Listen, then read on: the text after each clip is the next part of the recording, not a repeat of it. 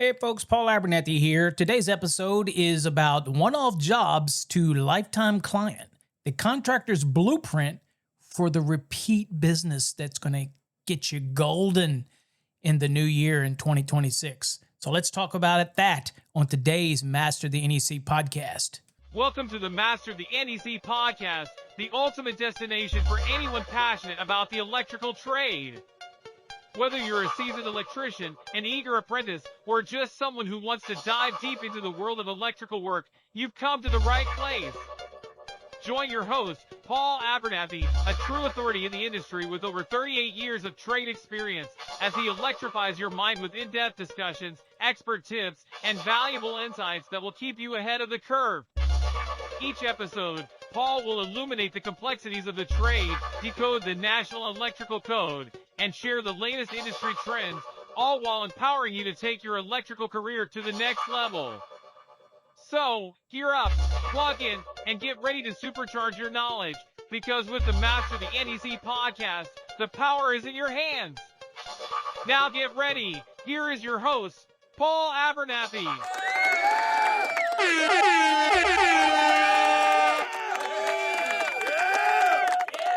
What up, everybody? Welcome to another episode of Master the NEC, the podcast where I talk about all things electrical contracting, and you know what? All things revolving around you being a contractor and trying to make it in today's world.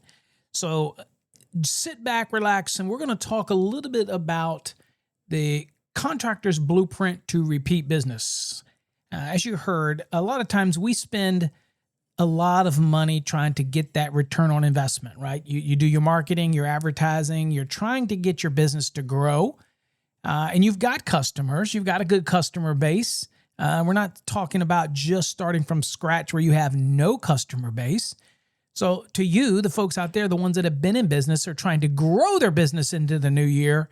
Look, most contractors think they need more leads, but the truth is, you're probably already standing in a home or a building of somebody who might spend tens and thousands of dollars with you over the next decade. If you know how to keep them, today we're going to break that down, and we're going to turn every customer into a client for life. So again, for those that aren't that are familiar with the show or not, my name's Paul Abernathy, and I am the host. And today we're going to dive into those most underrated skills in the contracting world, and that is how to take that single project and turn it into a lifelong relationship.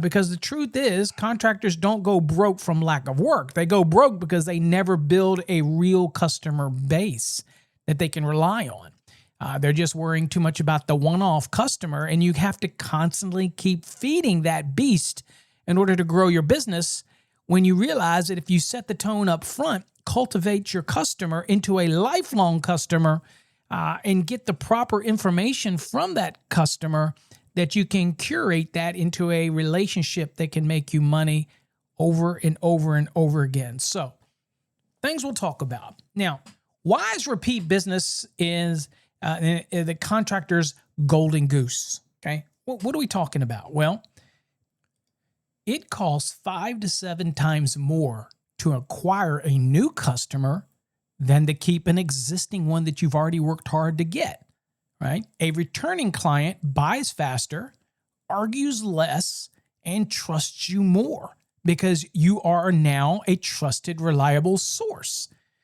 Repeat customers are free marketing machines. Their referrals out-convert paid ads every day of the week because they are a walking, talking testimonial, right? So let me give you some examples here. For an electrician, a homeowner who calls you for a panel upgrade today could call you for an EV charger installation later. Maybe a hot tub application where they need a feed or a branch circuit for a hot tub. Maybe they're doing a remodel on their current project, finishing a basement, finishing off the attic. You want to be fresh on their mind because, again, people's minds tend to wander and they'll forget about you if you're not considerably invested in them remembering you. What about generator installs? Hey, what about thermal imaging? You've heard me talk about it, offering thermal imaging services to your customers, being they checkups every 6 months to a year, selling them on a maintenance program to keep all the stuff well running, checking everything. With thermal imaging, you can get temperature stamps on things like the air handler units and motors and all that kind of stuff that kind of promotes ongoing maintenance. And of course, annual maintenance programs, depending on whether it's a residential or commercial customer. The fact of the matter is, if you don't build onto that already established relationship and offer them value, whether it's just follow-up calls, whether it's newsletters, whether it's checking on them, things like that, then you're missing the boat, because that's $5,000 to $20,000 of future revenue that's sitting in the same driveway that you've already been parked in before. You've already been there. Okay, now let's think a little bit about the psychology. The psychology of why a customer returns. All right, so there's 3 reasons customers stay loyal. Number 1, reassurance. People fear being ripped off or ignored. When you reduce those fears, they bond to you. How many times have you as a contractor, and I know you hate this because I see it all the time on social media, next door, your local, somebody posts something that says, hey, can anybody recommend a reliable, and then the next thing you go, cheap, affordable electrician? Well, me and my brother laugh about this all the time because, there's cheap electricians and then there's good electricians, and there's a difference, okay? There's cheap and there is a value type of electrician. There's a difference here. Do you want the cheapest? Do you want the best? Do you want the good? What do you want? So when people post things on social media, they want this reassurance. And so the first thing they do is they'll post they want it cheap. They don't want to pay nothing. They don't know your rates. They don't know what you charge, but immediately they just think they're going to get ripped off. They do. That's just the nature. Now, once you get that customer, and my brother is masterful at this because everybody loves him. He never gets anything less than 5 stars. They love him because he understands this. So he makes them feel comfortable. He doesn't rip them off. He offers them, and he also doesn't go in there with a pricing scheme that's going to rip them off one time and they never call him back. He goes to a customer and he uses that customer. They call him multiple times. It's a revenue generator because they've formed this reassurance and this trust. The next thing is familiarity. Once a customer feels like they know you, even a little, they prefer you over a stranger. They already know who you are. They know what to expect. Don't underestimate the power of getting to know somebody, the familiarity of getting to know your customer a little bit, that rapport, that one-on-one, that feeling that they can trust you goes a long way. The moment that they have something happen and they need your assistance, you want to be the person they think of. You have to nurture that. You have to build that trust, that familiarity with you. And there are many ways that you can do that. Many ways to do it. But you have to build that because they want you before they have to start this relationship with a stranger again. I can give you examples. It's like going to work somewhere and you work really hard to get everybody to understand what you know and to trust in you and realize that you're a reliable source of information. And all of a sudden people leave, or you go to a new job, or you go somewhere else, and you know what? You have to start over again. Trust me, you felt this before. Now you're like, Jesus, I just got these people trained. That's what we're thinking about. We just got these people trained. They understand. They leave me alone because they know they trust me. Now I got to do this all over again. I got to make them familiar with me and understand me and trust me all over again. It's a lot of work. But if you do this with a client, they will trust you. You don't have to reinvent the wheel each time. They're already familiar with you. You already put this reassurance in their mind. Next, confidence. Look, when you're there on the job and you explain the code, you explain safety, you explain the risks clearly, you become the expert they do trust. This is why it's so powerful when it comes to thermal imaging and being able to work that into your business profile if you're a contractor. And I have plenty of HVAC guys that are in our thermal program because you develop these things that you can show the customer, and you have all these tools at your disposal that they will look at and go, that's amazing because I can actually see what you're talking about. This builds trust. This builds confidence.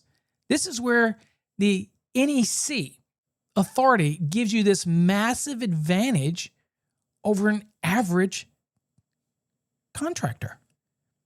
The knowledge that you possess, but it's how you use it properly. And there's so many people that do this improperly. They don't know how to communicate with a customer. They don't know how to convey the information. They don't know how to work with the customer. And you know what? You get employees that think, look, I'm just here to get a paycheck. And that is the wrong kind of employee that you want. You need employees that are invested in your company just like you are. Because as you grow. They get a reliable source of work. They bring income into the company. You're able to give them bonuses and treat them well. I hope that you do. This is a circular thing, okay? But that's the philosophy of why a customer returns. The reassurance, the familiarity, and the confidence that you've instilled in them. You have to work on those three things to be successful, especially when you want repeat business. Now, there's 5 touch points that convert any one-time job into a long-term client. Okay, you ready? Whether it's residential, whether it's commercial, it doesn't matter. This is the core teaching of this episode, okay? And so we need to break this down very closely into the 5 touch points that are critically important for you to learn and be able to convey. Number 1, okay, is a simple message communicates. Okay? Simple. Pre-arrival text or call. Before you go to a project, if it's a service call and somebody, even if they already know you're coming, send them a text, give them a quick call before you head to their house and say, hey, this is Paul with Electrical Code Academy Services. I'm on my way and I will arrive in about 20 minutes. And don't worry, we'll go over everything. I'll make sure you understand it. Not a problem. What does this do? Well, so many people forget about a pre-arrival text or call. It only takes a second out of your time. Whether you do it, somebody in your office does it, just takes a second. This message gives reliability, professionalism. There's no surprises, okay? This alone, this number 1 touch point, if you incorporate this into your business, sets you apart from nearly 90% of the other contractors out there. And I ain't bullshitting you. You look in the mirror. Do you call your customer before the service call? Do you give them a one-up so that it's very professional? Let them know you're coming. Do you do that? If you do that, you're already ahead of probably the vast majority of the contractors that are out there, really. Number 2, touch point 2, the education moment. This is where trust is built. So during the job, there's many people who say, leave me alone. I don't want to talk to anybody. I want to get in my little cocoon. I'm there to fix your issue and get the hell out because that's what I'm getting paid to do. Folks, if you're the owner of the business or you're the manager, you need to work with your staff. It's not going to come naturally. You have to work with them because look, when they're on that job, during the job, explain why things are done a certain way. For example, here's what the NEC requires. Here's why this is a safety concern. Here's the long-term solution, not just a quick fix patch to your issue. People can respect that. This frames you as a consultant, not as purely just labor that's being hired to come out there to fix a widget. It conveys to them that you're keeping them invested in this process, okay? People don't fire consultants. They hire them. They fire laborers, okay? I'm just saying, you need to be artful and understand, don't bullshit, and give them the information, and you need to do it in a way that they can receive it. This is why we spend a lot of time in our thermal imaging program. There's a module in our thermal imaging course to be a certified thermal electrician. There is a specific module that's in there that talks about how to work with customers because it is critical. so that you're not trying to sell them smoke and mirror, that you're actually showing them verifiable information. This can go the same way whether or not you're clicking an amp probe on a conductor and showing that they're overloading it, and that's the reason their breaker's tripping, or why their GFCI is tripping, or why it needs to be replaced, or anything like that. There is valid reasons to do what you do.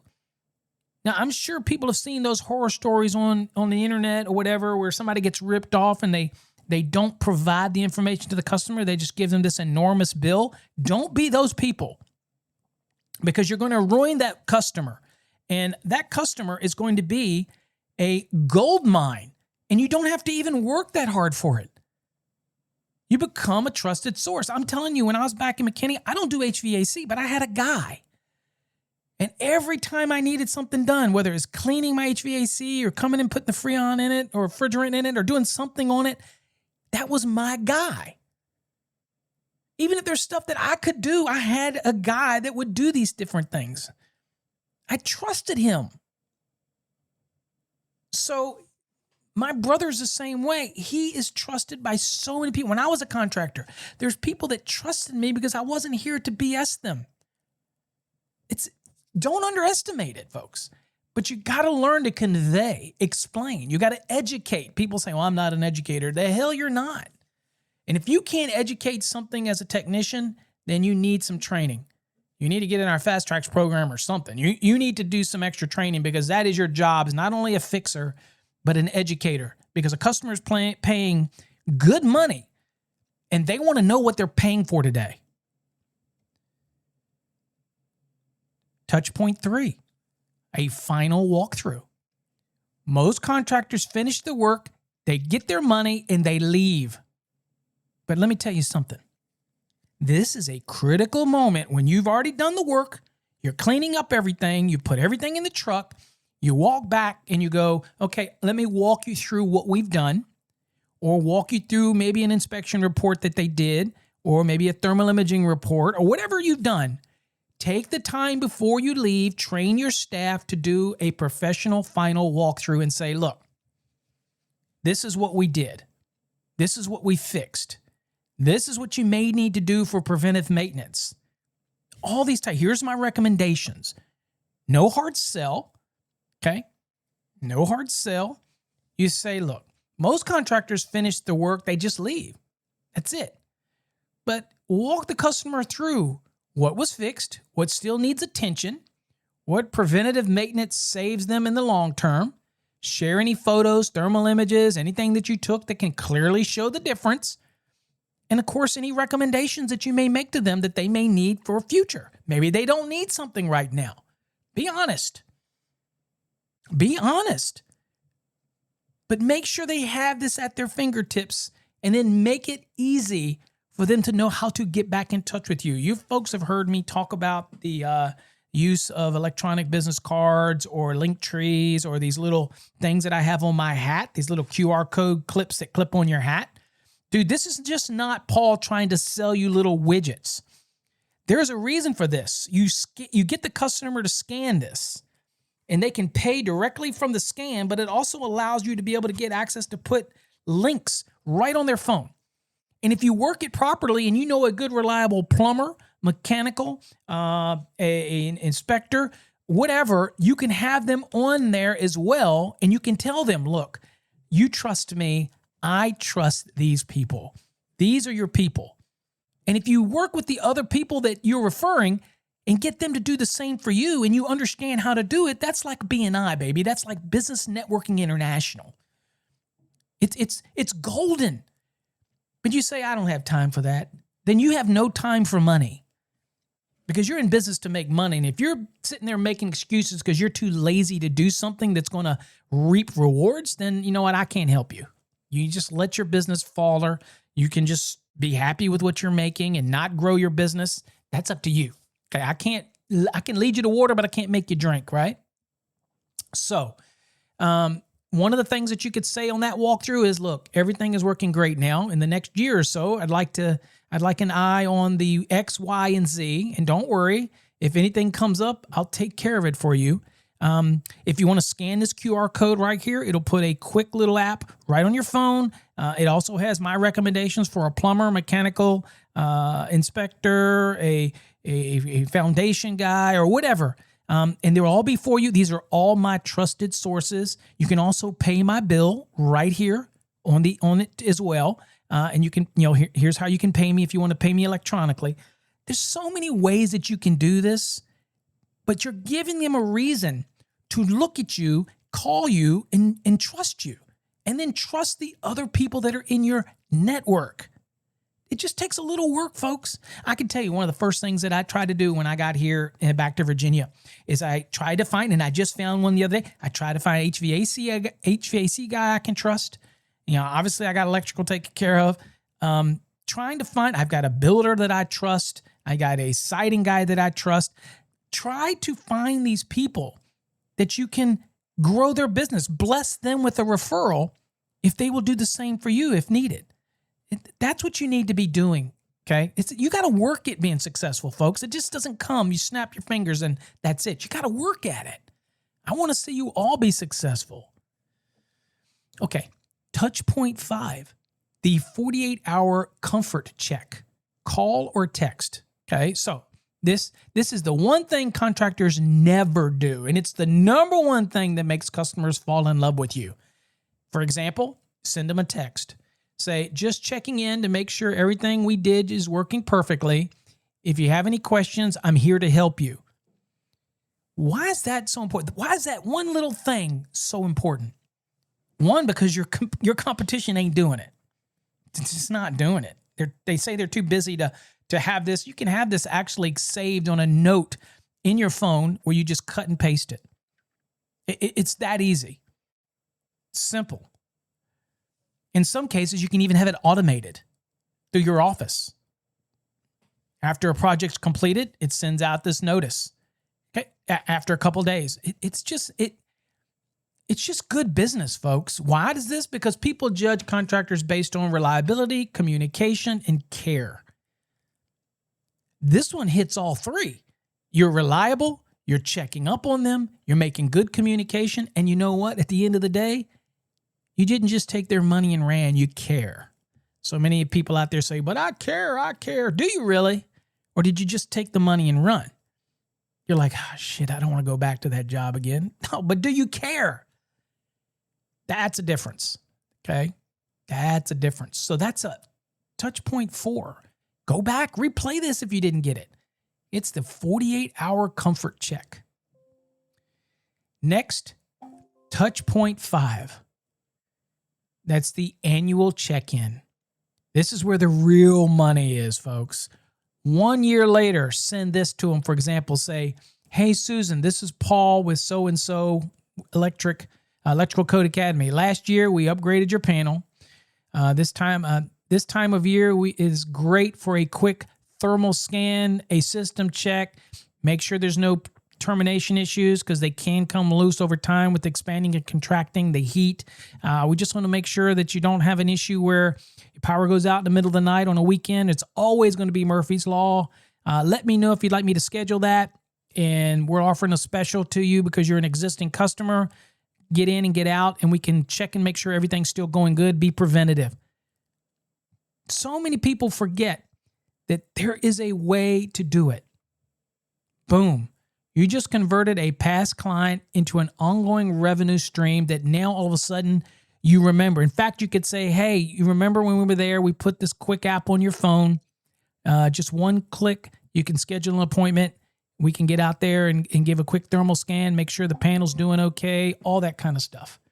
Very simple. Easy peasy, right? All that kind of stuff. So again, this ties into your the understanding that you're branding now, and you're making these follow-up calls. You're setting a tone, right? You're setting the tone, and that's what you want to do, right? Set the tone. All right. Let's talk a little bit now, because those are those touch points that we're talking about. Now let's talk about building a customer's database that actually works. Okay. So use a simple CRM, whether you're using House Call Pro, Jobber, Service Titan, or even just a simple spreadsheet, whatever you're using. Basically, you're creating a database, and it needs to be a searchable database, and it needs to have email and mailing addresses so that you can do your annual follow-ups. All right. Now, what you want to record is the name, address, email, any notes about what was done on the project, any notes about any of the recommendations, preventative maintenance, anything that you recommended for the future, those type of things. You want to make sure you keep track of all of that. In fact, use even a box for tags that let you know quickly what you noticed that you may see in the future they may need, whether it was maybe you did the panel upgrade, that would be good for thermal imaging at 12 months. Have an EV charger. They're promotion eligible. Maybe they have an unfinished basement while you're there and you're thinking, you know what, they may want to finish off that basement at some point. And so I'm going to make a note here. It's another way I follow up with them in case they're ever interested. Put that little birdie in their mind about finishing off the basement or doing something like that. Anything that you record about maintenance that you recommended, definitely you want to put that in there. Definitely. It lets contractors market intelligently because you know you've been in there, you've seen it, you know the recommendations that you've made, you know the property. Keep track of it. This database is going to be great because this is a lead, again, that you already have, and you've already identified things that they need done or potentially need done. You don't have to work that hard for it. All they can say is no. But the moment you send that and something happens and they'll be like, oh, you know what? I just got this letter. I just got this note. I just got this text or this email. I just got this letter in the mail. I need them now. And always remind them that you put the app on their phone or give them a website or give them the actual address to the app if it's like a Linktree address. Remind them that you're right here in case you need me and your trusted network of professionals. Folks, it works. I'm just not blowing wind here. Okay, now, upselling without being pushy. Right? This is the one that people really struggle with because they say, dude, I don't want to be pushed. I don't want to push customers. Sales technicians hate this. As the owner, you're like, dude, I want to squeeze out as much return on investment as I can out of this lead. And the technician's like, dude, I'm just an installer. Dude, I'm just a problem solver. But you got to remember, every technician, whether you own it or you work for a company, you're a salesman. You're not selling snake oil. You're not trying to be pushy. You're making recommendations, you're documenting it, and you're following up. Those things will take care of itself. What you're selling is not selling a product. You're selling education. Show the client the risks or the code requirements. Let them make the decision. For example, I could say, this AFCI breaker replacement isn't required today, but based on the code cycle you're in, it may be required in the future. You may want to be aware of it, or it wasn't required at the time, but I recommend, and it's a reason it's in the code now, it's because it does enhance safety. So if you're doing follow-ups on homes that maybe didn't have certain GFCI requirements, AFCI requirements, surge protected devices, all these other type of things, older breakers that really thermal imaging could play an integral part in old systems that that do have a lifespan on them, which the manufacturers won't talk about. But there are certain things to be aware of. You have opportunity here, but you're not selling snake oil. So it's zero pressure, maximum trust, and maximum retention. That's what we're going for. Don't be afraid to educate them. It's funny because most of y'all know that I worked for Encore Wire and Prismium for years, over a decade now. And I tell people all the time, they say, well, Paul, how come that everybody that talks to you, you're not a salesman, but they end up buying the products? And I'm like, it's because I'm not a salesman, but I understand my role in sales. So I'm just a believer that if I educate the consumer, they'll want it not because I'm selling them. They'll want it because they need it and they understand it and they're educated. That's why they invest in it. That's a big difference than being just a hard, pushy Electrolux salesman. You get what I'm saying? There's a way to do it. but you have to educate them. If they don't believe you, that's on them. But you do your best to educate, not pushy sell. Now, let's talk about real world, for examples, that you may run into. For example, an electrician performs a simple GFCI replacement. During the walkthrough, let's say that electrician notices early signs of panel corrosion or offers thermal imaging for free because he went to do a GFCI replacement, and you're there, you get paid a minimum of 1 hour. You're there 15 minutes. You replace the GFCI. You're ready to leave. You're thinking, or the owner's thinking, hey, wait a minute. If he leaves 15 minutes in, I'm getting paid for an hour. That's beneficial to me. I'm here to re-educate the owner. That is not the best use of that hour you're paying that technician. They're there for an hour. They could be doing a free evaluation, an inspection, building that rapport with the customer on behalf of your company. Take advantage of it. Just don't get in there and replace it in 15 minutes and say, oh, I get paid we charge a minimum of an hour. That's when a customer looks at you and goes, but you only here 15 minutes. You see what I'm saying? Give them their hour, but use it wisely. So, for example, I'm there to replace a simple GFCI. My brother, I've done it. I've gone and had to replace it. I could have been done in 15, 20 minutes. You're thinking, dude, I get my $125 an hour, but I'm only there 15 minutes. That is not the mentality that you need to be in. Then you start thinking, yeah, but if I do it this way, I can get more jobs done in a day. No, you can't. No, you can't. Because if you leave early, there's always that expectation for the technician to lollygag around because you feel like, oh, I finished 15 minutes early. I can rest on my laurels now before I get to the next project. Rather than if they leave an hour, that means your time was already blocked out to say, look, your hour here, and you've got 30 minutes to 45 minutes to get to the next project. It's already been baked in. So at the end of the day, it's just much more efficient to spend that time and give that customer what they're paying for.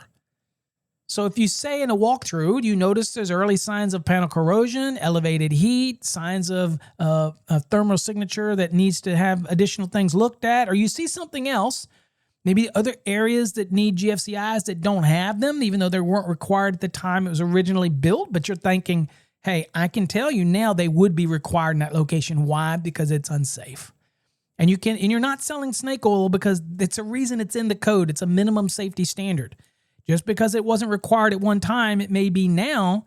That is open game for you to make those recommendations, okay? So he explains it, he documents it, and he recommends a future service check. A year later, because you kept that database of information on that customer, the customer calls for a panel replacement, surge protection, whole house thermal inspection. You never know. But that $150 service call turns into a $3,500 job because of the education and the touch points that we previously talked about that you're spending with that customer that you worked so hard to acquire. You did. You worked hard to acquire it. Benefit from it. Now, remember, contractors don't grow because they find more customers. Contractors grow because they build relationships. If you want to stabilize your revenue, reduce stress, and build businesses that last, you better start focusing on your clients that you already have. Don't just finish the job. Finish the relationship. That's important. Finish the relationship with that client, that customer that you're building, okay? Look, folks, if you enjoyed this episode, make sure you subscribe, share it with other people. Share it with another contractor, somebody that can benefit from it. They don't have to be electrical, plumbing, mechanical, building. Doesn't matter. Same principles apply. If you want to learn about the National Electrical Code, visit us at Electrical Code Academy at fasttracksystem.com. That's tracks, T-R-A-X. If you want to become a thermal imaging expert and get into our certified thermal electrician program, go to thermalelectrician.com. We'd love to have you in the program to be able to add,